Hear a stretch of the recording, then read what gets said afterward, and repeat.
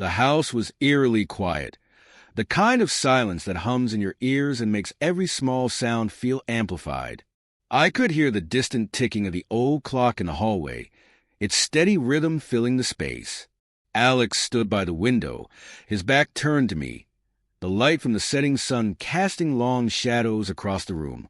His hand was resting on the windowsill, fingers tapping nervously as he stared out into the empty driveway. I watched him for a moment, my stomach knotted with anxiety. This wasn't like us. We'd always been close, yes, twin brothers who shared everything from toys to secrets. But this was different. This wasn't a game or a prank like the ones we used to play on each other when we were younger. No! This had taken a dark turn, and now we were in way over our heads.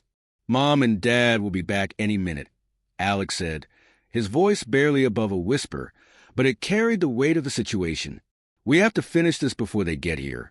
I swallowed hard, feeling a lump form in my throat. My heart was pounding in my chest, each beat echoing in my ears. He didn't have to remind me. I knew what was at stake. If they found out what we had done, what we were about to do, everything would change. Forever. I glanced at the clock on the wall. 5:30. We had less than an hour. An hour to pull off something we never should have started. Are you sure about this? I asked, my voice shaky. It was a stupid question, but I had to ask. I needed to hear him say it, to know that he was as deep into this as I was. Maybe part of me hoped he'd change his mind, that he'd see how insane this was, and we could stop before it was too late. But Alex didn't hesitate. He turned from the window, his face set in a hard, determined expression. "We don't have a choice, Sam," he said. "There's no turning back now." His words sent a chill down my spine. No turning back. I nodded slowly, though my hands were still shaking. I wasn't as sure as he was. I never had been, but that's how it always was with us. Alex was a brave one, the one who pushed the limits, who took the risks. I was the one who followed, who hesitated, who cleaned up the messes afterward. And now, here we were, on the verge of something that could ruin everything. I took a deep breath and walked over to the old wooden chest in the corner of the room. It had been there for as long as I could remember, a family heirloom passed down through generations. We never used it, never really thought much about it, until today. Today, it was going to serve a purpose neither of us could have imagined. The chest creaked as I lifted the heavy lid, the wood groaning in protest. Inside, wrapped in a faded blanket, was the object that would change everything. I reached in, my fingers brushing against the cold metal. For a moment, I hesitated, my mind screaming at me to stop, to walk away. But then I heard Alex's voice in my head. No turning back. I pulled the object out and turned to face him. Alex's eyes widened slightly as he looked at it, but he didn't flinch. He had been the one to suggest this in the first place, after all. Still, there was a flicker of something in his eyes. Fear, maybe. Regret. I couldn't tell. But he quickly masked it, his expression hardening again. "We need to be fast," he said, his voice low. "Before they get here." I nodded, my throat too dry to speak. My hands were still trembling as I held the object in front of me, the weight of it making my arms feel weak. I didn't want to do this. Every instinct in my body was telling me to stop, to run, to hide. But Alex was already moving, crossing the room in quick, determined strides. He wasn't going to back down now, and I knew that if I tried to stop him, I'd be the one left behind. The plan had been simple at first. Just a little fun, something to pass the time while our parents were out for the day. It started with stolen glances, lingering touches, whispered conversations late into the night. I don't know when it changed, but before we knew it, we were caught up in something we couldn't explain. We'd spent countless nights in this very room, talking about things we couldn't talk about with anyone else. Dreams, fears, secrets. And then one night, it had gone further. A kiss, a touch more. It was reckless. It was dangerous. But it felt right in a way nothing else had before. but we both knew it couldn't last. That's when the plan was born, a way to get what we wanted without anyone knowing, a way to hide in plain sight. It had seemed so simple at first, so foolproof. But like everything else, it quickly spiraled out of control. Now, here we were, standing in the middle of our childhood bedroom, about to cross a line that we couldn't uncross. The object in my hands felt impossibly heavy, the cold metal biting into my skin. Alex was watching me, waiting for me to make the next move. He trusted me. He always had. And now, I had to trust him. "Are you ready?" he asked, his voice barely a whisper. I wasn't. I would never be ready for this. But I nodded anyway. There was no time for second thoughts now. Mom and Dad would be home soon, and if we didn't do this before they got back, everything we'd worked for would be ruined. "Let's do this," I said, though my voice shook as I spoke. Alex smiled, a small, sad smile that didn't quite reach his eyes. He stepped closer to me, his hand brushing against mine as he reached for the object in my hands. I could feel the warmth of his skin, the steady rhythm of his pulse. For a moment, I wondered if he was as scared as I was, if his heart was racing the way mine was. But then he took the object from me, his grip steady and sure. He turned and walked toward the door, and I followed, my legs feeling like they were made of lead. This was it. Forward slash, we moved silently down the hallway, the only sound the soft creak of the floorboards beneath our feet. The house was still empty, but the tension in the air was palpable. Every second that passed brought us closer to the moment we'd been dreading. As we reached the end of the hallway, Alex paused, his hand on the doorknob. He glanced back at me, and for a split second, I saw the fear in his eyes. But then it was gone, replaced by that same steely determination I'd seen before. He turned the knob and the door creaked open, revealing the dark, narrow staircase that led to the basement. I hesitated for a moment, staring down into the darkness. My heart was pounding in my chest, my palms slick with sweat.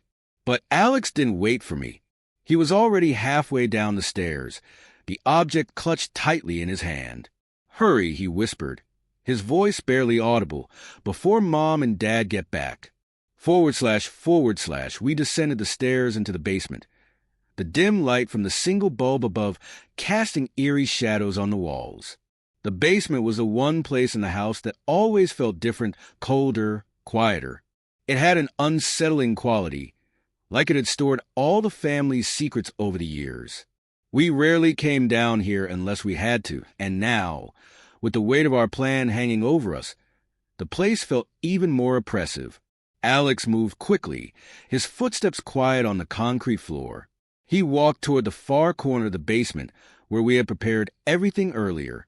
A tarp was spread across the floor, covering what we didn't want anyone to see. The sight of it made my stomach churn, but I forced myself to keep moving. "Help me with this," Alex said, glancing over his shoulder. I swallowed the rising fear and walked over to him. Together, we kneeled and carefully lifted the tarp, revealing what was underneath. Old clothes, tools, and a few random items from the attic we brought down to make it look like we'd been cleaning up. It was all part of the plan, but beneath all of that was the real reason we were here, the thing that tied us to the mess we were trying to cover up. It wasn't anything big or obvious. In fact, if someone were to walk down here and see it, they might not think much of it at all, just a small, inconspicuous object. But to us, it was everything. Alex reached down and picked it up, holding it between us. His hands were steady, but I could see the tension in his jaw, the way his muscles tightened as he gripped it. I knew he was just as scared as I was, even if he didn't want to show it. "You ready?" he asked, his voice low. I nodded, though I wasn't sure if I was. My heart was still racing, and my thoughts were a tangled mess of doubt and fear. But we'd come too far to stop now. If we didn't go through with this, everything we'd done would be for nothing. Alex knelt down and began working, his movements quick and precise. I watched him for a moment, feeling a mix of awe and dread. He always knew what to do, always had a plan. It was one of the things I admired about him. But today, it also scared me. "Hand me that," Alex said, snapping me out of my thoughts. I grabbed the tool he needed and handed it to him, trying to ignore the way my hands were shaking. As I watched him work, I couldn't help but think about how things had gotten to this point, how a simple prank had spiraled into something so dangerous, something we couldn't take back. It had all started a few months ago when Alex and I had begun spending more time together, just the two of us. We'd always been close. We were twins after all. But this was different. There was an intensity to our relationship that hadn't been there before. We started talking about things we'd never talked about with anyone else, things we couldn't talk about. I wasn't sure when it had happened, but one night, something shifted between us. We were sitting in our room, the lights low, the air thick with an unspoken tension. We were talking, as we always did, but this time, the conversation felt heavier, more intimate. And then, without thinking, I leaned in. It was a kiss, nothing more, but it changed everything. After that night, we couldn't go back to the way things had been before. We were both scared, unsure of what it all meant, but there was no denying the connection between us. It was as if we were drawn to each other in a way neither of us could explain. But we knew it had to stay a secret. No one could ever find out. Another day, we followed each other to the woods. It is a place where we had the most amazing time of our lives. We hurried back to the house, the woods behind us now a silent witness to what we had done. My breath came in short, ragged gasps as we approached the back door. Alex was just ahead of me, moving with a speed and determination that left no room for hesitation. The object was buried now, hidden beneath layers of earth far away from where anyone would think to look. It should have been over, but something inside me felt raw, unsettled. My heart hadn't slowed, and my hands were still shaking. Alex opened the door, and we stepped into the house, the warmth of the familiar kitchen washing over us. The soft hum of the refrigerator was the only sound in the room. I glanced at the clock on the wall, 6:15. Mom and Dad would be home soon. We had done it just in time, but the relief I had expected never came. "We're good," Alex said, more to himself than to me as he leaned against the counter, his chest rising and falling quickly from the rush of what we'd just done. His face was flushed, his usual calm veneer cracked around the edges. I could tell he was feeling it too, the weight of what we had buried. I stared at him for a long moment, waiting for the fear to fade, waiting for some sign that everything would go back to normal. But it didn't. The air between us was thick with everything we weren't saying. The tension was palpable, and I could see it reflected in Alex's eyes. He was trying to keep it together, trying to act like we had pulled it off flawlessly, but I knew better. We both did. I opened my mouth to say something, anything, to break the silence, but the sound of tires crunching on gravel outside made us both freeze. Mom and Dad were home. Alex straightened his eyes wide. "Act normal," he whispered. I nodded, but my heart was racing again. We couldn't let them see that anything was wrong. We had to act like everything was fine, like we were just two brothers spending an afternoon together while our parents were out. But the truth was still buried under the surface, waiting to be unearthed. The front door swung open, and I heard Mom's voice floating in from the hallway. "Boys, we're back. Did you two manage without us?" Alex shot me a look, and I forced a smile onto my face as Mom entered the kitchen, her purse slung over her shoulder, her usual cheery expression lighting up her face. Dad followed her, carrying a couple of bags from the store, his eyes flicking toward us for a moment before he set the bags down on the counter. "Hey, how's the day?" I asked, trying to sound casual. Dad raised an eyebrow, looking between the two of us. He had always been more observant than Mom, more tuned into the small shifts in our behavior. "You two sure you're all right?" he asked, his voice low, as if he could sense something was off. I swallowed hard, glancing at Alex, who nodded smoothly. "Yeah, we're fine," he said. "Just tired. It was a long day." Dad studied us for another moment before shrugging. All right then, if you say so. Mom turned toward the bags on the counter, pulling out groceries and setting them down in front of us. Well, since you two didn't have much to do, how about you help us with dinner? I picked up everything we need for that casserole you like, Sam. I nodded, forcing another smile. Yeah, sure.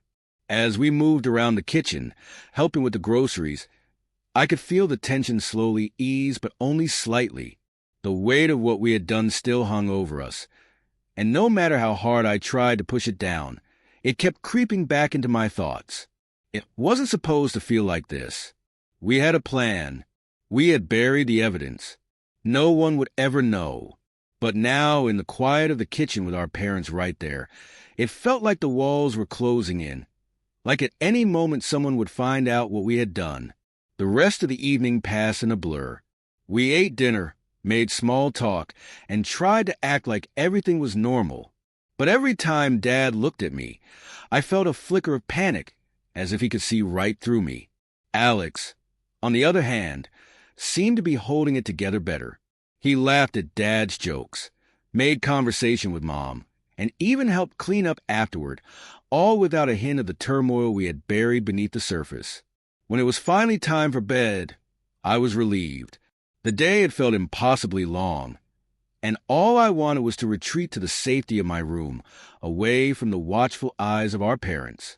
But as Alex and I headed upstairs, I couldn't shake the feeling that something was wrong, that despite all our careful planning, things were already starting to unravel. Once we were in our room, Alex closed the door behind us, his expression unreadable. He leaned against the doorframe, crossing his arms over his chest as he looked at me. We pulled it off, he said, his voice low but firm. No one suspects anything. I nodded, but the knot of anxiety in my chest hadn't gone away.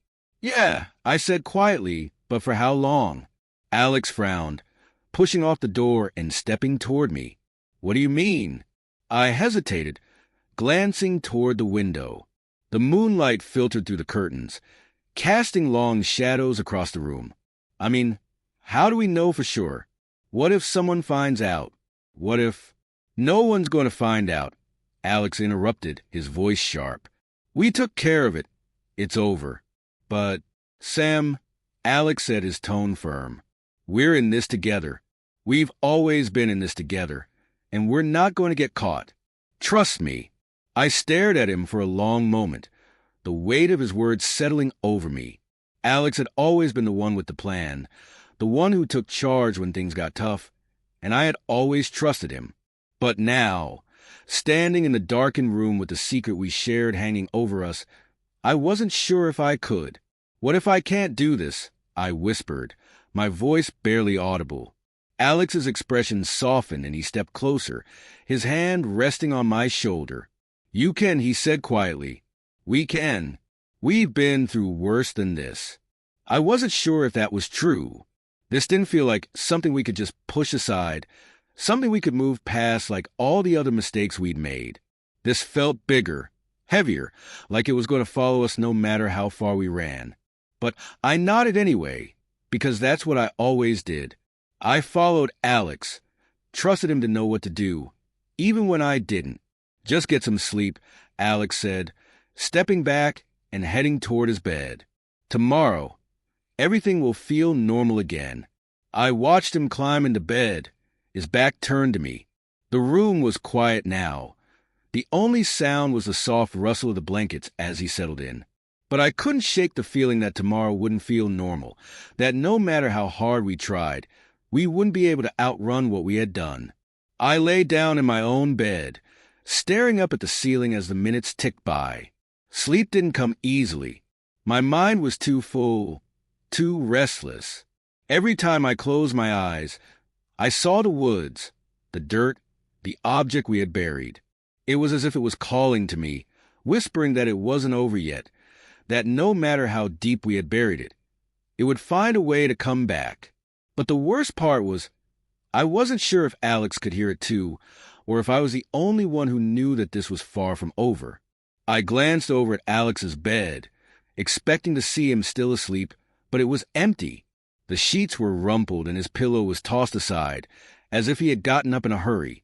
My heart skipped a beat, and for a second, a rush of panic seized me. Where was he? I pushed the covers off and climbed out of bed, my feet hitting the cold floor. The house was silent, but something felt off, something I couldn't quite place. I tiptoed to the door and pulled it open, the familiar creak of the hinges sounding unnaturally loud in the quiet morning. The hallway was empty. I could hear faint noises coming from downstairs, voices, soft and indistinct. My stomach twisted. Mom and Dad must be up already, but Alex? Where was Alex? Had he gone downstairs without me? I made my way down the stairs, the wooden steps creaking under my weight. As I reached the bottom, I could hear my parents' voices more clearly, but they weren't speaking in the usual morning tones. There was an urgency to their words, a tension I could feel from where I stood. I hesitated, lingering just outside the doorway to the kitchen, straining to hear what they were saying. "I'm telling you, something isn't right." Dad's voice came, low and serious. "What do you mean?" Mom asked, her tone softer but laced with concern. "I don't know," Dad said, and I could hear the frustration in his voice. "It's just the way they were acting last night. I've never seen them like that. Did you notice? They were both so tense." "Kids get like that sometimes," Mom replied, though her voice lacked its usual confidence. "Maybe they were just tired." "No, it was more than that," Dad insisted. "I think something happened. I think they're hiding something." I pressed myself against the wall, my heart racing. They knew. Somehow, they knew. The panic I had felt earlier surged back, threatening to overwhelm me. We had buried everything so carefully, covering our tracks. How could they possibly know? "We should talk to them," Dad said, his voice quieter now, as if he didn't want to alarm Mom too much. "Just to be sure." "Okay," Mom agreed, "but let's not jump to conclusions. I'm sure it's nothing." I heard the sound of chairs scraping against the floor, and I quickly darted back upstairs before they could see me. My mind was racing, my pulse pounding in my ears. What were we going to do? What if they confronted us? What if they found out the truth? Back in our room, Alex's bed was still empty, but I barely had time to worry about that before I heard footsteps coming up the stairs. I scrambled back into bed, pulling the covers up to my chin, pretending to be asleep. My heart was hammering in my chest, my breath shallow and quick. I didn't want to face them and didn't want to answer their questions. But I knew it was only a matter of time before they found out everything. The door creaked open, and I could feel Dad's presence in the room even before I heard his voice. "Sam?" I stayed still, hoping that if I pretended to be asleep long enough he would go away. But of course he didn't. He never did. "Sam, we need to talk," he said, his voice gentle but firm. I opened my eyes slowly, blinking against the morning light. Dad was standing in the doorway, his arms crossed over his chest, his face set in that serious expression he used when he meant business. "Where's Alex?" I asked, my voice hoarse. Dad's expression shifted slightly, a flicker of concern passing over his features. "That's what I was going to ask you," he said. "Do you know where he went?" I shook my head, my mind racing. Where was Alex? He wouldn't just disappear like this. Not after everything that had happened. Unless he was trying to fix it. Unless he had gone back to the woods. "Sam, I need you to be honest with me," Dad said, stepping into the room. "What's going on with you and Alex? I know something's not right. Did something happen?" I hesitated, my throat tight. I could feel the weight of the secret pressing down on me, threatening to crush me. I wanted to tell him. I wanted to spill everything, to let someone else carry the burden for a while. But I couldn't. I had made a promise to Alex, and I couldn't break it. Not now. "Nothing happened," I said, my voice barely above a whisper. Dad's eyes narrowed slightly, but he didn't push me. He sighed and rubbed a hand over his face, looking more tired than I had ever seen him. "Okay," he said softly. But if you change your mind, you know you can talk to me, right? I nodded, but the guilt was already eating away at me. I couldn't keep this up much longer. After Dad left the room, I sat there for a long time, staring at the wall, trying to figure out what to do next. Alex was missing, and I had no idea where he had gone. The only thing I could think of was the woods. Maybe he had gone back to check on what we had buried. Maybe he was trying to make sure no one would ever find it. I had to find him.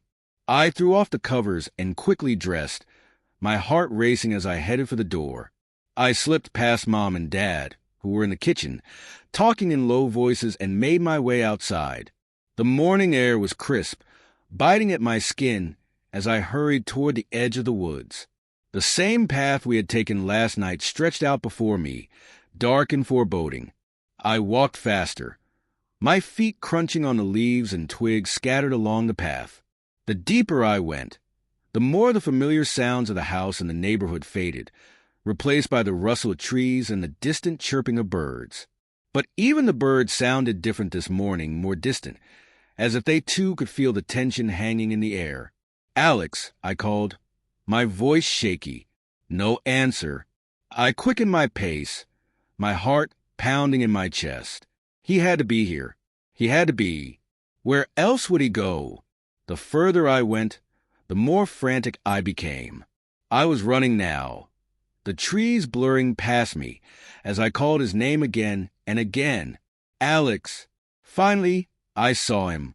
He was standing at the edge of the clearing where we had buried the object. His back was to me, and for a moment, I thought maybe he hadn't heard me. But then he turned slowly, his face pale, his expression unreadable. "Sam," he said quietly.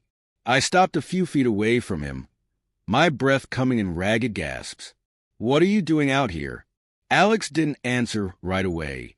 He glanced down at the ground, at the spot where we had buried everything, and for a moment I thought he might start digging again. He paused, his voice barely audible. "I thought I could fix it." I frowned, taking a step closer. "Fix what?" Alex's eyes met mine, and in that moment, I saw the fear I had been trying to ignore. The fear that had been simmering beneath the surface ever since we'd buried the object. It wasn't over. It had never been over, and we both knew it. "We can't leave it here," he said, his voice trembling. "Someone will find it." "No one's going to find it," I said. But even as I said the words, I didn't believe them. The fear had taken root in my chest, gnawing at my insides, making it impossible to think straight. "We have to get rid of it," Alex insisted, his voice rising. "For good this time." Panic surged through me. "We can't. If we go back now, someone will see us. We're going to get caught, Alex." Alex shook his head, his eyes wild. "Number not. If we do it right, we have to burn it. We have to destroy it. It's the only way." I stared at him, my mind spinning. Burn it? Destroy it? Was that even possible? But before I could say anything, Alex was already moving. He grabbed the shovel we had left behind and started digging furiously, his breath coming in sharp, uneven bursts. "Alex, stop!" I shouted, but he didn't listen. The dirt flew up around him as he worked, faster and faster, until finally he uncovered it. The object lay there in the ground, dirty and cold, a symbol of everything we had tried to bury. It gleamed faintly in the weak light filtering through the trees, its presence undeniable. My heart dropped as I stared at it, as if seeing it again made everything we'd done feel more real, more dangerous. "Alex, we need to stop," I said, my voice trembling. "This isn't going to fix anything." He wasn't listening. He lifted the object, his hand shaking slightly as he held it in front of him. His eyes locked on it like it was something far more than a simple thing we had tried to hide, like it was the key to everything falling apart or everything being set right.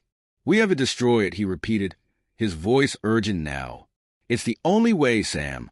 My mind was racing, trying to keep up with him, but I couldn't think clearly. Everything was spiraling out of control. This wasn't part of the plan. We weren't supposed to be here. We were supposed to be safe, back at home, with our secret locked away. But the secret was here, in Alex's hands, staring us in the face. Alex, if we do this, I started, but he cut me off. If we don't, it's going to follow us for the rest of our lives. Alex's voice cracked, and for the first time, I saw the fear that had been gnawing at him all along. He wasn't just trying to fix things. He was scared, terrified even. And in that moment, I realized that he had been carrying the weight of the secret just as heavily as I had. Maybe even more. Okay, I whispered, my throat tight. Okay, but we need to be careful. Alex nodded, a flicker of relief passing over his face. He dropped the shovel and glanced around as if searching for something. Then his eyes settled on a pile of dead branches and leaves scattered nearby. We'll burn it right here. I watched in silence as he gathered the kindling and arranged it into a small pile on the ground. He was moving with a purpose, almost mechanically, as if this was the only thing keeping him from falling apart completely. I knew better than to argue with him now. The desperation in his eyes told me that this was his only way of feeling in control again. After a few moments, the fire was lit, a small flicker at first, then growing into a steady flame. Alex knelt by the fire, holding the object in his hands, his eyes fixed on it with a mixture of fear and resolve. "Are you sure this will work?" I asked quietly, standing beside him. Alex didn't answer right away. He stared at the object for a long moment, his hands trembling slightly. Then, without a word, he tossed it into the fire.